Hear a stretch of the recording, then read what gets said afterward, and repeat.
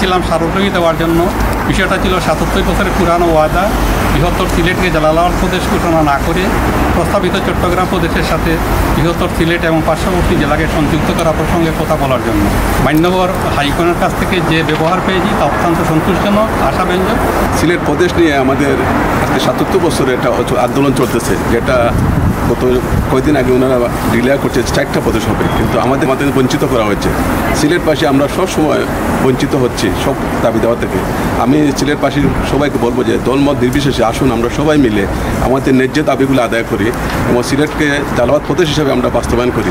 আমরা আজকে জালালাবাদ প্রদেশ বাস্তবায়ন পরিষদের পক্ষ থেকে মান্যবর আমাদের আবিদা ইসলাম হাইকমিশনার যুক্তরাজ্য ইউকে কাছে আমরা আমাদের স্মারকলিপি পেশ করছি এবং মান্যবরের মাধ্যমে বাংলাদেশের সরকার প্রধান উপদেষ্টা ডক্টর মোহাম্মদ ইউনূস সাহেবের কাছে আমাদের স্মারকলিপি ওনার হাতে পৌঁছে দিছি।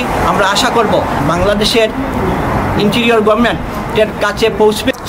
আজকে জালালাবাদ প্রদেশ বাস্তবায়ন কমিটি ইউকের পক্ষ থেকে আমরা মান্যবর হাই কমিশনার লন্ডনে আমরা স্মারকলিপি মাননীয় প্রধান উপদেষ্টা বরাবর দিয়েছি এবং আমাদের মান্যবর হাইকমিশনার আমাদের জালালাবাদ প্রদেশ বাস্তবায়নের লক্ষ্যে আমাদের দাবিগুলো গুরুত্ব সহকারে উনি শুনেছেন এবং গুরুত্ব সহকারে সরকারের নিকট আমাদের প্রস্তাবনা পাঠাবেন এটা বলেছেন। বাংলাদেশ হাইকমিশনার খুব গুরুত্বপূর্ণভাবে কথাগুলো শুনছেন, যে আমাদের টাইম দিচ্ছেন। আমরা আশা রাখছি যে আমরা একটা ফল পাবো ইনশাল্লাহ।